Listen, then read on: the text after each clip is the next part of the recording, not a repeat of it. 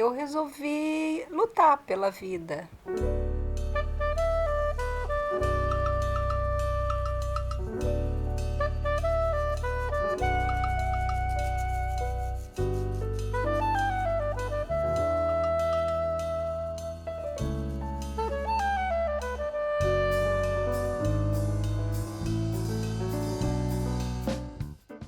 Eu tinha ali 50% de chances de dar certo e 50% de morrer. E aí fiquei com os 50% de vida, né? E essa vida gerou outras vidas, né? Que a partir desse momento que eu consegui na justiça o medicamento, ele foi uma vida para mim e para milhares no Brasil e na América Latina. Então, esses 50% ele foi revertido em milhões por cento.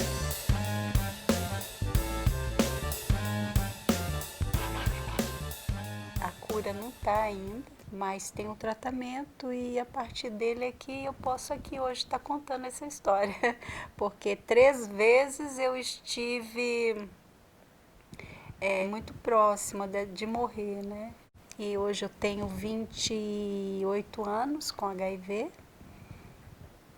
Uma vida de tratamento não é uma vida fácil, mas o que aprendemos nessa história da AIDS é que ela não é fácil de jeito nenhum para quem peregrina na Terra, mas eu acho que cabe a gente fazer a parte da gente, de luta, de trabalho, de amor, de alegria, de vida e de cidadania, né? Eu acho que é uma vida que pulsa não só em mim, no meu sangue, mas ela pulsa na vida dos jovens, das crianças que naquela época que eram de transmissão vertical não tinham nenhuma chance de viver, hoje estão fazendo 27 anos, 30 anos, 32 anos. E com isso eu posso dizer que sonhar vale a pena, né? Quando você recebe um diagnóstico, você fala, acabou, não tem mais o que fazer. E aquela época realmente não tinha, né? Não tinha medicamento, era tudo muito improvisado. E aí aos poucos você vai sobrevivendo e encontrando possibilidades, né? Possibilidade de trabalhar, possibilidades de sonhar, de fazer a tessitura que é a vida, né? Hoje tem uma calmaria na minha vida, uma calmaria decorrente do tratamento, uma calmaria diante do envelhecimento, pensando na feminilização da epidemia, né? Ou seja, como que uma epidemia do porte da AIDS, talvez a epidemia mais longa no mundo, se não a mais longa do mundo e contínua, né? Ela não faz picos de calmaria, ela é contínua e devastadora. Às vezes ela vai mais entre uma população, às vezes ela vai para outra, mas ela está posta na sociedade. E no caso das mulheres, enquanto a gente não equacionar, vou recortar o Brasil, nas questões de pobreza, nas questões de gênero, nas questões de desigualdade. Então a epidemia vai estar sempre diante, ela vai estar sempre a reboque desse contexto, né? Das mulheres com diferenças étnicas, raciais, financeira, ou enfim, qualquer cenário. E a gente está falando de uma mulher jovem, de uma mulher velha, de uma mulher rica, de uma mulher branca, de uma mulher negra, de uma mulher indígena.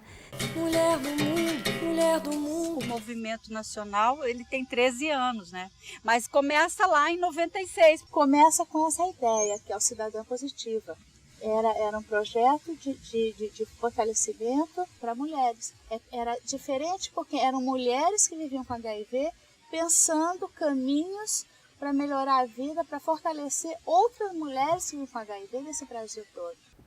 É assustador ver como, de alguma maneira, a gente vai descuidando disso. Eu digo a gente, governos e sociedade civil, né? A gente vai, talvez, achando que isso é assim mesmo, é normal, a epidemia está se movimentando de um outro lado, e é aí que a gente perde um pouco o tom e perde para a epidemia. Eu penso que todas essas tecnologias de PEP, PrEP e todo esse arsenal, né, que ao longo desses anos todos ele foi teve um investimento financeiro em vários níveis para que chegasse às pessoas, eu acho que aí elas ainda não chegam.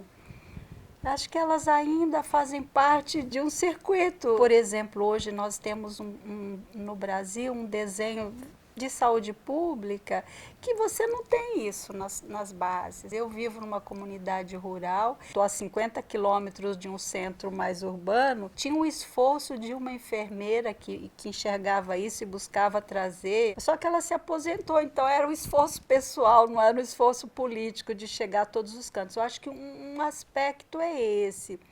E o outro aspecto é um pouco disso que eu estou falando, uma epidemia tão longa, a tendência dela é cair numa vala comum de importância. E aí ela vai diluindo nisso, nesse impacto, por exemplo, né? Quando a gente fala de tecnologia de prevenção, a gente está falando de algo que não é só mecânico, o preservativo ou o medicamento, a gente está falando de relação entre pessoas, a gente está falando de mudanças, de perspectivas em relação à saúde, à prevenção, à vida, ao afeto. Processos de longo tempo, nós estamos falando de epidemia de mais de 30 anos, acho que é de uma vida inteira mudar jeito de ser, sabe? Principalmente esse jeito de ser quando você vê que tem um agente externo, no caso o HIV e outras DSTs, entrando, por exemplo, na via sexual entre duas pessoas, né? Tem um agente interno que insiste em fazer parte desse trio de amor, de afeto, de prazer. E ele não é bem-vindo. Ele é algo externo, ele é a terceira pessoa que a gente não quer que faça parte, mas a gente ainda não consegue excluí-la dessa relação de afeto. Eu não sei quantas gerações a gente vai precisar para entender e para não querer esse terceiro elemento. Ele judia, e tomar medicamento para AIDS, por exemplo, é um desafio. Muita gente ainda acha que é um jeito, né, de deixa o terceiro elemento entrar e depois a gente cuida dele com medicamento. É um grande equívoco isso, porque é muito ruim.